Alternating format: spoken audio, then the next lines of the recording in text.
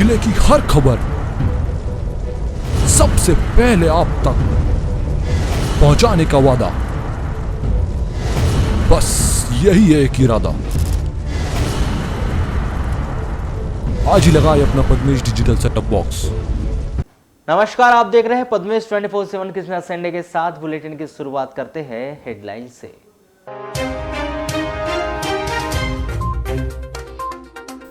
नवजात शिशु की मौत पर परिजनों ने मचाया जमकर हंगामा। शहर के गणपति मेमोरियल अस्पताल का मामला, कोतवाली में रिपोर्ट दर्ज। अस्पताल प्रबंधन पर कार्रवाई की मांग।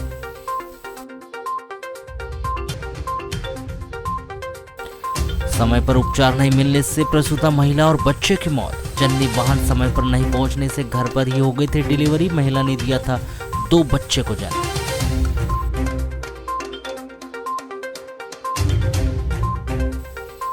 पोषण आहार की राशि के नाम पर की गई ऑनलाइन ठगी। ग्राम खोड़सी में निवासी एक व्यक्ति के खाते से निकाले गए 6000 रुपए। शिक्षा विभाग की लापरवाही फिर उजागर। जिला स्तरीय कला उत्सव के आयोजन में सिर्फ एक विद्यालय के बच्चे आने से नहीं हुई कोई प्रतिस्पर्धा।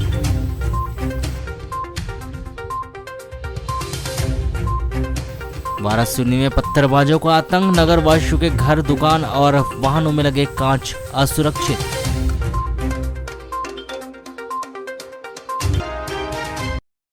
बनगंगा नदी के चिचगांव घाट में एक अज्ञात व्यक्ति की लाश बरामद की गई। लाश अधिक दिन की होने और खराब होने के कारण उसकी शिनाख्त नहीं हो पाई। लाश को जिला अस्पताल के फ्रीजर में रखवा दिया गया है।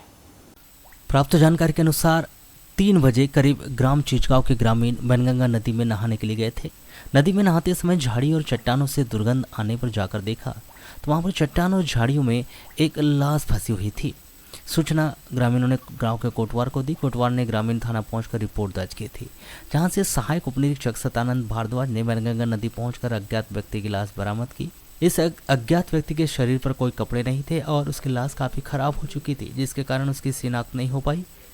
सहायक उप निरीक्षक ने लाश का पंचनामा करने के बाद पोस्टमार्टम में तो जिला अस्पताल लाया गया, किंतु शाम होने से लाश का पोस्टमार्टम नहीं हो पाया और लाश को जिला अस्पताल के फ्रीजर में रख दिया गया। ग्रामीण पुलिस ने इस अज्ञात व्यक्ति की शिनाख्त हेतु अन्य थाना को सूचित कर दिया गया है। वहीं सहायक उप निरीक्षक श्री भारद्वाज ने इस अज्ञात व्यक्ति की लाश के वारसानों की पतासाजी में ग्रामीणों से सहयोग की अपेक्षा की है। हमें 3:30 बजे कोटवार द्वारा सूचना दी गई कि एक डेड बॉडी बैनगंगा नदी में, चिचगांव घाट के बैनगंगा नदी में है। सूचना पर हम लोग गए, वहाँ देखे तो लाश उबड़ी हालत में थी और पत्थर और झाड़ियों के बीच में फंसी हुई थी। ऐसा महसूस हो रहा है कि बॉडी बाहर से बहकर वहाँ फंसी थी और पानी कम होने से वो सूखे जगह में आ गई थी। शव को पलटा कर देखे, चेहरे का मांस पूरा गल चुका है। बॉडी काफ़ी पुरानी लग रही है। क्या लगता है आपको? मुझे ऐसा महसूस हो रहा है कि ये व्यक्ति कहीं बाहर से बहकर आया है और पानी कम होने से वो सूखे झाड़ी में और पत्थर के बीच फंसा रह गया। और आज गांववासी जो है नहाने गए थे, उन्हें बदबू आई तो वो उन्होंने जाकर देखा और पुलिस को इत्तला दिए हैं। मैं चाहता हूं कि किसी भी परिवार का कोई भी सदस्य अगर लापता हो तो वो बालाघाट जिला अस्पताल के फ्रीजर में आके शिनाख्त कर सकता है। मृतक के बदन पर कोई कपड़े नहीं हैं, पहचान के कोई चिन्ह नहीं है, जिससे पहचान करने में दिक्कत हो रही है। हर वर्ष की तरह इस वर्ष भी शिक्षा विभाग के निर्धारित कार्यक्रम के अनुसार शासकीय उत्कृष्ट विद्यालय बालाघाट में जिला स्तरीय कला उत्सव कार्यक्रम का आयोजन किया गया, जिसमें आयोजित किए गए 10 प्रतियोगिताओं में सिर्फ उत्कृष्ट विद्यालय के प्रतियोगी छात्र छात्राएं ही शामिल हुई। आपको बताएं कि इस जिला स्तरीय प्रतियोगिता में संगीत, शास्त्रीय संगीत, पारंपरिक लोक संगीत, स्वरवाद, शास्त्रीय नृत्य, लोक नृत्य, ड्राइंग एवं चित्रकला सहित विभिन्न प्रतियोगिताओं का आयोजन किया गया। यह जिला स्तरीय आयोजन होने के बावजूद भी सिर्फ उत्कृष्ट विद्यालय के ही बच्चे इसमें शामिल हुए। या कहे कि इस बार फिर शिक्षा विभाग की लापरवाही सामने आई। अधिकारियों के द्वारा इस आयोजन में अधिक से अधिक स्कूलों के ब्लॉकों के बच्चे भाग ले और उनकी प्रतिभाओं में निखार आए, इसके लिए गंभीरता नहीं दिखाई गई, जिसका परिणाम है कि जिला स्तरीय कला उत्सव की प्रतियोगिताएं भी महज औपचारिकता में ही सिमट कर रह गई।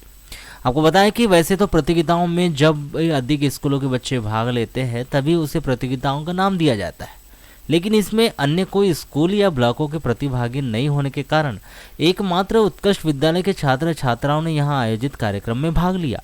उसे बिना किसी प्रतिस्पर्धा का सामना करते हुए सीधा उनका चयन संभाग स्तरीय कार्यक्रम के लिए कर दिया गया।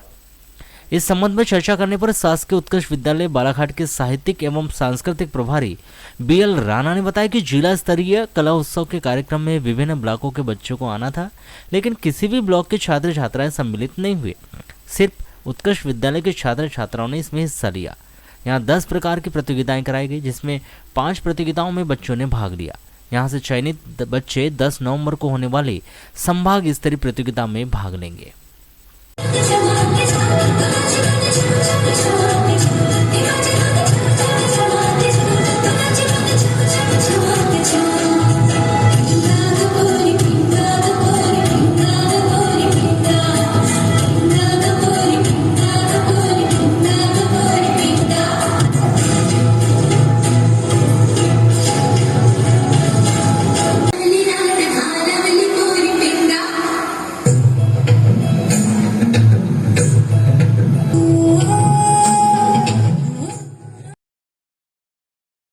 स्वास्थ्य विभाग के द्वारा अस्पतालों में पर्याप्त सुविधाएं होने और पर्याप्त जननी वाहन होने का दम भरा जाता है, लेकिन जब आवश्यकता पड़ती है उस समय यह समय पर वाहन उपलब्ध नहीं हो पाते और न ही चिकित्सकीय अमला उपलब्ध हो पाता है।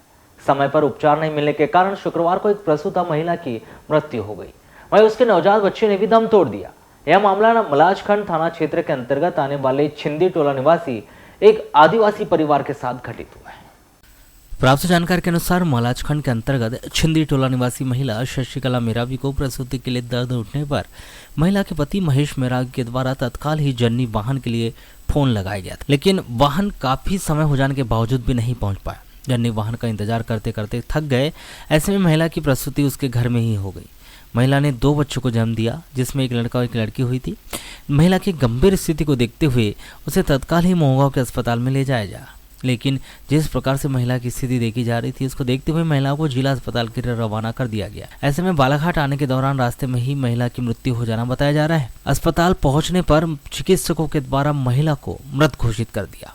बताया जा रहा है कि महिला के द्वारा 2 बच्चों को जन्म दिया गया, उनमें पुत्र की मृत्यु भी हो गई। वहीं नवजात बच्ची अभी जीवित है, जिसे जिला अस्पताल में भर्ती किया गया है और वहाँ उसका उपचार जारी है। इनको दिलवारी का था, दिलवारी समय था, तो इसका पेट दर्द करने लगा तो गाड़ी के लिए कॉल किया। तो गाड़ी इधर ही आए थे, गाड़ी को लेट हो गया जाते चलते, घर कुछ दिलवारी हुआ। उसको फिर 2 बच्चे हुआ तो नाराबेला सहित महंगा हॉस्पिटल लाया। तो इसका ब्लड वहाँ ज़्यादा बढ़ गया तो इसको इधर रेफर किया था बालाघाट। फिर बालाघाट फिर यहाँ आते तक एक्सपायर हो गया। अच्छा, आप बोल रहे हैं नर्स लोग इसका ब्लड बहुत ज़्यादा बढ़ गया था, कंट्रोल नहीं हो रहा है, तो सही पर वहाँ इलाज हो जाता तो बच भी सकता था। अच्छा, बच्चे दोनों ठीक है? एक एक्सपायर हो गया, एक बच्ची बस जन्म होने के बाद। दक्षिण सामान्य वन मंडल परिक्षेत्र वारासुनी के अंतर्गत ग्राम पंचायत नगझर में वन विभाग के द्वारा 4 नवंबर को वन्य जीव चीतल के शिकार में शामिल 5 आरोपियों को गिरफ्तार कर न्यायालय के समक्ष पेश किया गया। प्राप्त जानकारी के अनुसार उक्त आरोपियों के द्वारा बताया जा रहा है कि चीतल का शिकार पूर्व में कर उसके अवशेष किसी अन्यत्र स्थान पर फेंक दिए गए थे, जिसमें वन विभाग के द्वारा कड़ी मशक्कत कर 5 आरोपियों को गिरफ्तार किया गया। वहीं कुछ आरोपी अभी भी फरार हैं, जिनकी पतासाजी की जा रही है। आपको बताया कि वन विभाग कार्यालय को नगझर निवासी देवराम रिनायत के द्वारा शिकायत की गई थी कि उसके खेत के पास स्थित कुएं में किसी वन्य जीव के होने की संभावना है, क्योंकि उस स्थान से असहनीय बदबू आ रही थी, जिस पर वन परिक्षेत्र अधिकारी हर्षित सक्सेना के द्वारा एसडीओ कटंगी, बीआर सिरसाम व अन्य वरिष्ठ अधिकारियों के मार्गदर्शन में मामले में गंभीरता से कार्रवाई करते हुए मौका स्थल पर वन अमले के साथ पहुंचकर तस्दीक की, जिसमें उन्हें कुएं के अंदर एक बोरी में किसी वन्य जीव होने की पुष्टि हुई, जिस पर उक्त बोरी को कुएं से बाहर निकाला गया, जिसमें मादा चीतल के कुछ अवशेष क्षत विक्षत हालात में भरे हुए थे। वहीं चीतल का शिकार किया गया था, वह गर्भवती भी रही होगी, जिसका एक नवजात बच्चा भी मृत अवस्था में था, जिसकी जानकारी परिक्षेत्र अधिकारी के द्वारा वरिष्ठ अधिकारी को देकर प्राप्त निर्देश के अनुसार कार्रवाई की गई। जिसमें इस डॉग स्क्वाड की मदद से आरोपियों के घर चिन्हित किए गए, जिसके आधार पर वन विभाग के द्वारा 5 आरोपी 38 वर्षीय श्रवण पिता फुलचंद नेवारे, 55 वर्षीय मणिराम पिता डोकरू मर्सकोले, 42 वर्षीय सावन पिता फुलचंद नेवारे, 44 वर्षीय हरिचंद पिता लक्ष्मण वागाड़े, 47 वर्षीय मोतीलाल पिता रामचरण नेवारे को उनके मकान से गिरफ्तार कर उनके पास से शिकार में उपयोग किए गए धारदार हथियार कुल्हाड़ी को बरामद कर सभी आरोपियों को परिक्षेत्र कार्यालय लाया गया। यहाँ पर सभी से पूछताछ की गई, जिसमें उन्होंने बताया कि गांव के खेत में उन्हें मृत अवस्था में शीतल मिला था, जिसे उनके द्वारा गांव में एकांत में ले जाकर मांस निकालकर घर में पकाकर खाया गया। वहीं अवशेष को बोरी में भरकर फेंक दिया गया था, जिसमें वन विभाग के द्वारा सभी आरोपियों के खिलाफ वन्य जीव संरक्षण अधिनियम 1972 की धारा 2(1), 2(16) C 9 39 50 51 52 के तहत अपराध पंजीबद्ध कर जांच में लिया। वहीं सभी आरोपियों को 5 नवंबर को न्यायालय के समक्ष पेश किया गया, वहां से उन्हें जेल भेज दिया गया। ये कल सूचना मिली हमें कि बीट नगझर एक खेत मालिक का के खेत से लगा हुआ कुआं था, उसमें पॉलीथीन में पैक्ड कुछ मटेरियल था। तो सूचना थी कि उसमें कुछ ऐसा है संदिग्ध, वो निकाल करके स्टाफ ने देखा तो उसमें एक मादा चीतल मरा हुआ छत विछत हालत में मिला और साथ में एक छोटा बच्चा भी था मादा का। तो उसके बाद हम लोग ने जांच अपनी चालू की और उसके बाद डॉग स्क्वाड की मदद से हमने तस्दीक करी और गांव में पास में लगा हुआ गांव है, तो वहाँ पे हमने एक अपराधी के घर से कुछ चीतल के पुराने सींग और हड्डियाँ जब्त की हैं, कुल्हाड़ी।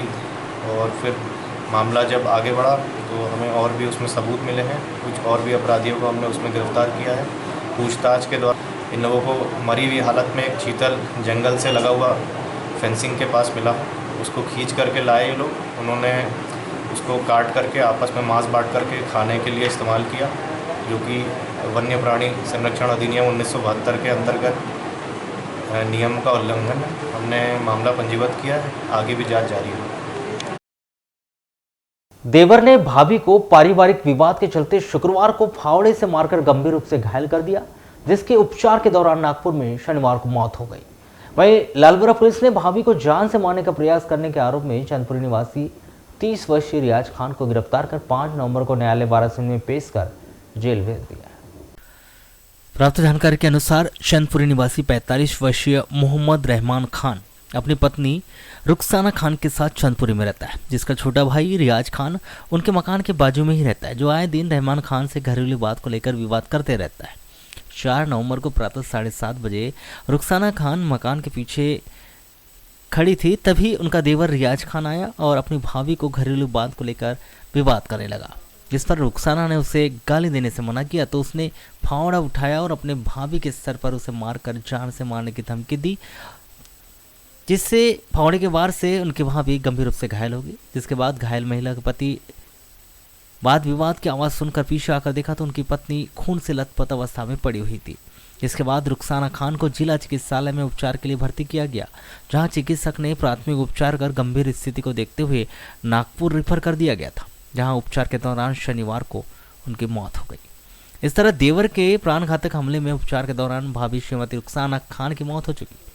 वहीं पुलिस ने प्रार्थी मोहम्मद रहमान खान की रिपोर्ट पर 30 वर्षीय रियाज गुलाब खान के खिलाफ भारतीय दंड विधान की धारा 294, 307, 506 के तहत मामला पंजीबद्ध किया। आरोपी को गिरफ्तार कर 5 नवंबर को न्यायालय वाराणसी में पेश कर जेल भेज दिया है। नगर के वार्ड नंबर 28 बर्फ फैक्ट्री रोड स्थित गणपति मेमोरियल अस्पताल में शनिवार की सुबह उस वक्त हंगामा मच गया जब प्रसव के 48 घंटे के भीतर एक नवजात बच्चे की मौत हो गई। इस पर प्रसूता के परिजनों ने चिकित्सकों पर लापरवाही बरतने का आरोप लगाते हुए अस्पताल परिसर में जमकर हंगामा मचाया, जिसमें परिजनों ने बच्चे के जन्म के बाद से ही उसके किसी प्रकार की जांच न करने, कम वजन होने पर भी बच्चे को आईसीयू में भर्ती न करने और कई मिन्नतें करने के बाद भी किसी प्रकार का उपचार न करने की बात कहते हुए मामले की शिकायत कोतवाली पुलिस में दर्ज की। यहां परिजनों की शिकायत पर मौके पर पहुंचे सीएसपी, कोतवाली थाना प्रभारी सहित अन्य पुलिस कर्मियों ने परिजनों को समझाइश दी। वहीं सीएचएमओ कार्यालय से एक टीम गठित कराकर मामले की जांच कराने और जांच में पाए जाने वाले तथ्यों के आधार पर अस्पताल प्रबंधन के खिलाफ वैधानिक कार्रवाई किए जाने का भरोसा दिलाया, जिसके बाद यह पूरा मामला शांत हुआ। प्राप्त जानकारी के अनुसार लालबरा पाथरशाही निवासी आरक्षक तुषार पटले पुलिस रक्षित केंद्र बालाघाट में पदस्थ है, जिन्होंने अपनी 28 वर्षीय पत्नी वर्षा पटले को डिलीवरी के लिए 3 नवंबर की सुबह गणपति मेमोरियल अस्पताल में भर्ती कराया था। यहाँ उसी दिन सुबह 11 बजे उनकी पत्नी वर्षा पटले ने सीजर ऑपरेशन से एक स्वस्थ बच्चे को जन्म दिया था, जिसका वजन 1 किलो 800 ग्राम था। चिकित्सकों ने डिलीवरी के बाद प्रसूता के परिजनों को बच्चे का वजन कम होने की जानकारी दी थी। वहीं बच्चा पूर्ण रूप से स्वस्थ होने की बात भी कही थी। परिजनों के मुताबिक जन्म के बाद से ही मां के चिकित्सकों ने बच्चे का कोई उपचार नहीं किया और 48 घंटे तक बच्चे का किसी प्रकार का चेकअप भी नहीं किया गया। यहाँ परिजनों ने कई बार वजन कम होने की बात कहते हुए नवजात बच्चे को आईसीयू में भर्ती कराने की मिन्नतें की, लेकिन चिकित्सक नहीं माने, जिन्होंने बच्चे की जांच तक नहीं की और शनिवार की सुबह अचानक बच्चे की मौत हो गई, जिस पर परिजन नाराज हो गए और उन्होंने अस्पताल प्रबंधन पर लापरवाही बरतने का आरोप लगाते हुए अस्पताल परिसर में जमकर हंगामा मचाया और इसकी शिकायत डायल 100 कर तुरंत ही पुलिस को दी। उधर मामले की सूचना मिलने पर मौके पर पहुंची पुलिस ने आवश्यक कार्रवाई की, लेकिन बच्चे के परिजन नहीं माने और अस्पताल प्रबंधन के खिलाफ तुरंत ही कार्रवाई किए जाने की अपनी मांग पर अड़े रहे और हंगामा मचाने लगे। उधर हंगामे की सूचना मिलने पर मौके पर नगर पुलिस अधीक्षक अंजुल एंक मिश्र, थाना कोतवाली प्रभारी कमल सिंह गहलोत सहित अन्य पुलिस कर्मियों ने अस्पताल पहुंचकर हालातों का जायजा लिया और मृतक नवजात बच्ची के परिजनों के बयान दर्ज किए। वहीं मुख्य चिकित्सा एवं स्वास्थ्य अधिकारी डॉक्टर मनोज पांडे से दूरभाष पर चर्चा कर मामले की जांच के लिए एक टीम गठन किए जाने की बात कही। वहीं अस्पताल प्रबंधक डॉक्टर अविनाश चार्य को मौके पर बुलाकर आवश्यक पूछताछ भी की गई, जिसके उपरांत पुलिस ने मामले में वैधानिक कार्रवाई किए जाने का भरोसा।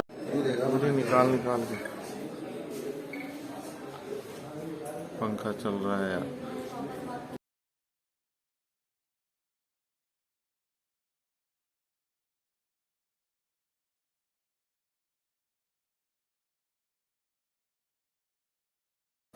जब बच्चा कमजोर था तो आईसीयू में रखने की जिम्मेदारी मैडम की थी, उन्हीं लोग की ध्यान था, हम कोई जानकारी उनके बारे में। और यहाँ प्रॉपर कोई सुविधा भी नहीं मिलती, कोई सुविधा नहीं, कोई सुविधा नहीं, कोई हम लोग पूरे अपने पैसे से पूरा सब कुछ लाए, कोई लापरवाही ऐसी और बस मैडम तो बस अकाउंट पे आएगी देखेगी ऐसा। उन्हें एडमिट नहीं किया, एक बार चेक करने आती थी मैडम। रुक जाइए आप, ठीक है मामला सीजर हुआ तो प्रॉपर मेरे बच्चे का वेट कम था। डॉक्टर जब बाहर बताने आया तो डॉक्टर ने मुझे ये बोला कि आपके बच्चा कमजोर है, आपको ध्यान देना पड़ेगा। और हम भी ध्यान देंगे, आपको ध्यान देना पड़ेगा। मतलब हॉस्पिटल में क्यों है, डॉक्टर क्यों है, हमें ध्यान देना तो हम बच्चे को घर ही ले लेते ना सीधे, हम यहाँ क्यों रखते। मैंने सर को बोला कि सर आपको ध्यान देना पड़ेगा, प्रॉपर जो भी चीजें हैं वो आप देखिए, मुझे कोई दिक्कत नहीं। मैंने उनको बोला कि मेरे पापा खो गए तो मेरे पापा वापस आए, मैंने अपने इमोशंस दिखाए उनके सामने, तब भी प्रॉपर चेक नहीं करते।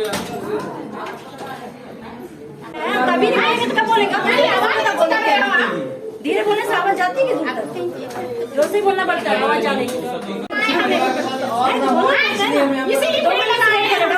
वो मैडम से शुरू से इलाज चल रहा था, यहीं पे मैडम से इलाज चल रहा। मैडम का नाम अच्छा सोचते थे कि अच्छा इलाज होता है, तो हम लोग मैडम जैसे ही बोलती थी वैसे ही ला के हम कई बार मैडम अभी 30 तारीख को भी लेके आया मैडम से कि मैडम बच्चा कैसा है क्या है, तो अच्छा है बोले मैडम ने, सब कुछ ठीक है बोले, बच्चा थोड़ा सा वेट कम है। तो अभी हम उन्हें बोले थे सीजर करेंगे, तो बोले 2 तारीख तक के डेट दी थी मैडम ने, 2 तारीख का डेट दी थी। हमने बोले मैडम को ब्लड प्रेशर हाई था मैडम पेशेंट का, इसलिए हमने सीजर करा लिए, बाकी दर्द ही नहीं आया, तो टाइम हो गया था। तो मैडम से इलाज कराए और ऑपरेशन सीजर कर दी मैडम ने। सीजर करने के बाद बच्चा को कमजोर है बोली मैडम, बोली बेटा कमजोर है बच्चा करके, पर उन्हें आईसीयू में नहीं रखे उन्हें। अब उनका प्रॉब्लम था ना, मैडम को चाहिए था ना, उनको जानकारी चाहिए थी ना कि मैडम को क्या बच्चा कैसा है क्या है, हमें कोई नॉलेज थोड़ी उसके बच्चे के बारे में। हम बताइए कि मैडम बताइए। स्वस्थ ही वे बोल रहे थे कि बच्चे स्वस्थ है बच्चा बोल रहे थे, स्वस्थ है मतलब वेट कम है बच्चे का, कमजोर है, ध्यान रखना पड़ेगा बोले थे। प्रॉपर इलाज हुआ ही नहीं, आते थे मैडम और पेशेंट को भी देखने के लिए बुलाते थे, नर्स लोग को, तो आ रहे हैं ना करके बोलते थे, बस आधा घंटा बाद आते थे। अच्छा, ये पेशेंट को चेक करने भी आधा घंटा बाद आते थे कि पेशेंट को देखो आकर के, तो आधा घंटा बाद आते थे। घटना ये हो गई कि मेरा बच्चा हॉस्पिटल वालों की गलती की वजह से खो दिया। अस्पताल वालों की गलती। कैसे किस तरीके से घटना हुई, क्या हुआ है? मेरा बच्चा परसों मैंने एडमिट किया था अपनी वाइफ को, सीजर की वजह से सीजर हुआ, बच्चा आया 1 किलो 800 ग्राम का बच्चा था। उसे मैंने बोला कि मैडम अगर कमजोर है बच्चा, आप खुद बोल रहे हैं, तो आप इसे आईसीयू में एडमिट कर दीजिए। मैडम तो मुझे नहीं बोल दिया, बोले ठीक हो जाएगा, कोई दिक्कत नहीं है। बच्चे को हमने यहाँ ले आए। मैं मैडम से फिर भी ऊपर बहुत देर तक बात करता कि कोई दिक्कत हो तो मैडम बता दीजिए। मैडम ने बोले कुछ नहीं होता। यहाँ ला लिए, मैडम एक बार आई चेक करने के लिए, शाम में आई, सुबह कैसा है बच्चा, ठीक है, इतना बोली। मैडम ने मेरे बच्चे को छू के नहीं देखी। कल भी एक मैडम आई, ऊपर लेके गया, देखा ऐसा, मैडम ने ऊपर ओरल ठीक है बोल के नीचे आ गए। आज भी मेरे बच्चे को मालिश करे लोग ना, सब कुछ अच्छा था, तो आज भी कल भी कोई चेक नहीं आया, क्योंकि मैं ड्यूटी करता हूँ यहीं बालाघाट स्टॉप, पुलिस स्टॉप का ही हूँ मैं ड्यूटी करता हूँ। ड्यूटी के दौरान भी आके देखा तो किसी से कोई नहीं। घर में मैं प्रॉपर मोबाइल से भी कांटेक्ट बनाए रखा हूँ, तो कोई चेकअप वेकअप नहीं, ध्यान नहीं दिया जाता है प्रॉपर। और अभी कोई स्टॉप नहीं आया कि फेस टू फेस मुझसे बात कर सके। न्याय चाहिए, न्याय चाहिए हमको, न्याय चाहिए। ऐसा क्यों किया गया? वहीं इस मामले को लेकर की गई औपचारिक चर्चा के दौरान पुलिस प्रशासन के द्वारा मामले में वैधानिक कार्रवाई किए जाने की बात कही गई है। आपको बताएं कि यह कोई पहला मामला नहीं है जब गणपति मेमोरियल अस्पताल प्रबंधन पर लापरवाही बरतने का आरोप लगाया गया। इसके पूर्व भी ऐसे मामले सामने आ चुके हैं जहां परिजनों के द्वारा अस्पताल प्रबंधन पर लापरवाही बरतने का आरोप लगाते हुए अस्पताल प्रबंधन के खिलाफ कार्रवाई की जाने की मांग की गई। एक और जहां अस्पताल में मचे हंगामे और नवजात बच्चे की मौत के बाद हर कोई सहमा हुआ है, तो वहीं दूसरी ओर नवजात शिशु के स्वास्थ्य के साथ लापरवाही बरतने का एक और मामला गणपति मेमोरियल अस्पताल में देखने को मिल रहा है। यहाँ एक दिन पूर्व ही जन्मे नवजात बच्चे को उसके पिता के पास छोड़ दिया गया, जहां बच्चे को रखने के लिए बेड तो उपलब्ध करा दिया गया, लेकिन अस्पताल प्रबंधन ने पलंग पर बिछाने के लिए उन्हें बेड सीट तक उपलब्ध नहीं कराई और न ही जन्म के बाद से बच्चे के स्वास्थ्य की जांच की गई, जिस पर नवजात के परिजन वार्ड नंबर 9 निवासी राकेश खंडित ने अस्पताल की व्यवस्था में सुधार किए जाने की मांग की। अच्छा, ये बिटिया कब हुई है? बिटिया कल पैट को 6:10 को। अच्छा, जैसे कल बच्ची हुई है, आप यहाँ पे जनरल वार्ड में रखे हैं? जी हाँ। किसने बोला ऐसा रखने के लिए? हमको जिसने ऑपरेशन जो भी करते हैं, जो डॉक्टर है, क्या नाम तो नहीं मालूम, हाँ। 201 में जाइए। हाँ। हम 201 में आके यहाँ पर फिर। अच्छा, इनकी मम्मी कहाँ भर्ती है? मम्मी आईसीयू में है। अच्छा, जनरल वार्ड है। जी हाँ। ऐसे में इन्फेक्शन का खतरा है या ऐसे में फिर कैसी स्थिति रहेगी? बताइए सर, हम क्या कर सकते हैं? हमको तो वो पहली बार आए तो आ गए, अब हमको नॉलेज ही नहीं। और आज ही पता चला, जब आप लोग आए तो इन लोग से ही पता चला। बोले भैया, बोले बच्चों को तो आज तो ही नहीं बोले, तो बच्चों को कैसे रख रहे? हमने बोला जब डॉक्टर बोलता हम लोग ऐसा करते हैं। रायसेन थाना क्षेत्र के अंतर्गत आने वाले ग्राम भांडी पिपरिया में एक व्यक्ति ने अपनी पत्नी को कुदाड़ी से मार पीट कर घायल कर दिया। 5 नवंबर को सुबह 9 बजे करीब यह घटना घरेलू विवाद को लेकर हुई। घायल महिला श्रीमती उषा पति सुभाष रांगडाले 28 वर्ष को जिला अस्पताल में भर्ती किया गया है। प्राप्त जानकारी के अनुसार उषा का मायका ग्राम परासपानी हट्टा का है, जिसका विवाह 2009 में सुभाष रांगडाले ग्राम भांडी पिपरिया निवासी के साथ सामाजिक रीति रिवाज से हुआ था। बताया गया है कि शादी के कुछ माह बाद से ही उषा को शारीरिक व मानसिक रूप से प्रताड़ित किया जाने लगा था। उषा अपने पति के साथ खेती भी करती थी। इसके परिवार में 2 बेटी और 1 बेटा भी है। सन 2020 में सुभाष रांगडाले के द्वारा मारपीट कर प्रताड़ित किए जाने से परेशान होकर उषा ने वन स्टॉप सेंटर बालाघाट में इसकी शिकायत की थी और यह प्रकरण वन स्टॉप सेंटर में चल रहा था और उषा अपने बच्चों को लेकर बूढ़ी बालाघाट में रहकर मजदूरी कर अपना और अपने बच्चों का भरण पोषण कर रही थी। किंतु जुलाई 2022 में उषा को उसके पति सुभाष रांगडाले ने अच्छे से रखूंगा कहकर उसे बच्चों के साथ अपने घर भांडी पिपरिया ले जाया गया था। किंतु वहां पर कुछ दिन बाद ही उसके देवर और देवरानी ने उषा को यहाँ क्यों आई है कर मारपीट शुरू कर दी थी, जिसकी शिकायत उषा ने की थी, जिसके बाद स्थिति सामान्य थी। बताया गया कि इस दौरान उषा के सास अपने बेटे सुभाष को उषा के घर से निकालने के लिए भी भड़काती रहती थी। 5 नवंबर को सुबह 9 बजे जब उषा अपने घर की बाड़ी में लहसुन लगाने का काम कर रही थी, तभी वहां पति सुभाष आया और उषा को गाली देते हुए विवाद करने लगा। पति पत्नी के बीच विवाद हो गया और सुभाष ने घर में रखी कुदाड़ी से अपनी पत्नी उषा को मारपीट कर घायल कर दिया। ग्रामीणों के द्वारा बीच बचाव किया गया। घायल उषा को 108 एम्बुलेंस से जिला अस्पताल बालाघाट लाकर भर्ती किया गया। अच्छा, आज मारपीट किसने किया आपसे? पति ने किया। क्यों? वो रखना नहीं चाहता है, यहाँ से निकल बोलता है मेरे को घर से, बच्चे पकड़ और भाग बोलता है, पूरा परिवार ही। क्यों बोलता है ऐसा? वो रखना नहीं चाहते मेरे को। पहले और केस की थे क्या आपने? जी, अभी केस चालू है, 2020 में केस किए थे। बाइक से नगरवाड़ा मंडई के लिए जाते समय रास्ते में ऑटो की मोटरसाइकिल से भिड़ंत हो गई, जिसमें 2 लोग बुरी तरह से घायल हो गए, जिन्हें उपचार हेतु निजी वाहन से प्राथमिक स्वास्थ्य केंद्र लामता लाया गया। प्राथमिक स्वास्थ्य केंद्र लामता पहुंचते ही वेद ठाकरे ने दम तोड़ दिया। आपको बता दें कि 4 नवंबर के लगभग 7 से 8 बजे की रात्रि पौंडी निवासी मनीष उम्र 20 वर्ष व वे ठाकरे उम्र 21 वर्ष पौंडी तहसील जिला सिवनी के निवासी जो दोनों रात्रि में अपनी बाइक से नगरवाड़ा मंडई के लिए जाने निकले थे। रास्ते में ऑटो से भिड़ंत हो जाने पर बाइक सवार बुरी तरह से घायल हो गए थे। धीरज ठाकरे ग्राम पौंडी के द्वारा उपचार के लिए उन्हें निजी वाहन से प्राथमिक स्वास्थ्य केंद्र लामता लाया गया। प्राथमिक स्वास्थ्य केंद्र लामता पहुंचते ही वेद ठाकरे ने दम तोड़ दिया, जिसे डॉक्टरों ने मृत घोषित कर दिया तथा मनीष उम्र 20 वर्ष का प्राथमिक उपचार कर उसे बेहतर उपचार हेतु रेफर कर दिया गया है। प्रेमिका के द्वारा शादी से मना करने से बौखलाए प्रेमी ने अपनी प्रेमिका के ऊपर चाकू से प्राणघातक हमला कर दिया। बिरसा थाना क्षेत्र की यह घटना 5 नवंबर सुबह 7 बजे ग्राम मूड घुसरी में हुई। प्रेमिका पर हमला करने वाला प्रेमी युवक सुरेंद्र टेकाम ग्राम कुमाऊं थाना गढ़ी निवासी है, जो घटना के बाद से फरार है। प्रेमिका पर हमला करने वाला प्रेमी युवक सुरेंद्र टेकाम ग्राम कुगांव थाना गढ़ी निवासी जो घटना के बाद से ही फरार है। प्राप्त जानकारी के अनुसार यह 20 वर्षीय लड़की सुरेंद्र की बुआ की लड़की है। दोनों के पिछले कुछ वर्षों से प्रेम संबंध चल रहा था और सुरेंद्र इस लड़की से शादी करना चाहता था, किंतु लड़की ने सुरेंद्र से शादी करने से मना कर दिया। 5 नवंबर को सुबह 7 बजे सुरेंद्र ग्राम मुड़घुसरी आया और लड़की से शादी करने के संबंध में बोला, किंतु उस लड़की ने सुरेंद्र को शादी करने से मना कर दी थी। दोनों के बीच वाद विवाद हो गया और सुरेंद्र लड़की के ऊपर ताबड़तोड़ उसने चाकू से हमला कर दिया।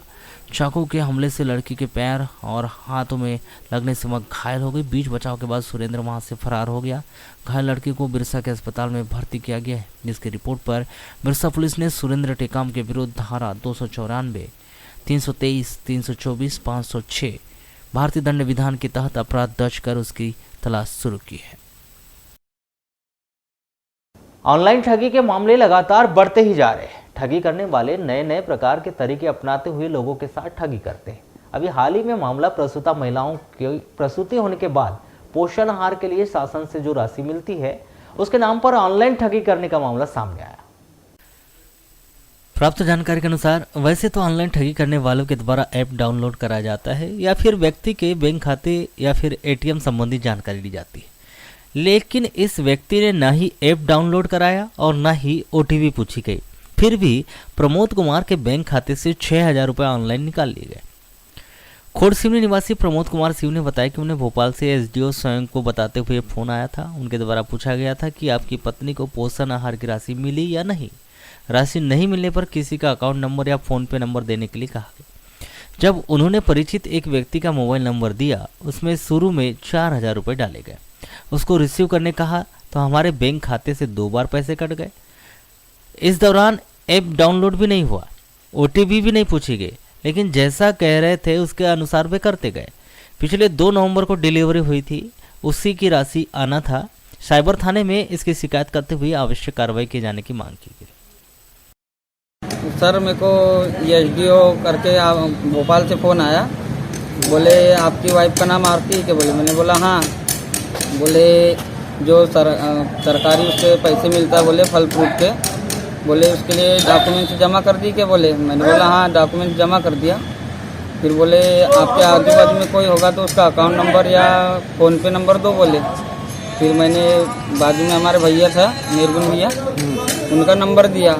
फिर उनने 4,000 कुछ रुपए डाले और फिर से उसको रिसीव करने के लिए बोले तो उनके खाते से पैसे कट गए 2 बार। अच्छा, मोबाइल में कुछ करने के लिए बोले थे क्या उन्होंने? हाँ, उनने करने के लिए बोले थे। कोई ऐप डाउनलोड करवाएगा? ये नहीं, ये कुछ डाउनलोड नहीं करवाया। अच्छा, ओटीपी पूछे थे आपसे? नहीं, ओटीपी कुछ नहीं पूछे। फिर कैसे अच्छा, पैसा निकाला? फिर कैसे कटा पैसा? फिर पैसे पता नहीं, वो अपने जैसा जैसा उनने बोला था रिसीव करने के लिए वैसा वैसा किए तो कटते गए अपन। 2 बार में पैसे कटे थे। अच्छा, उसके बाद में और कुछ बोले क्या? वो बोले मैंने बोला उनको, फिर बोले हमारे को पैसे वैसे नहीं चाहिए, हम थाना जा रहे हैं रिपोर्ट करने, ऐसा करके बोला। बोले थाना जाओगे तो पैसे वापस नहीं मिलेगा, बोले आपको और एक बार वो दे रहे हैं। बोले 1,000 रुपये इनके खाते में बचे थे और उतनी की और रिसीव आई थी फिर से।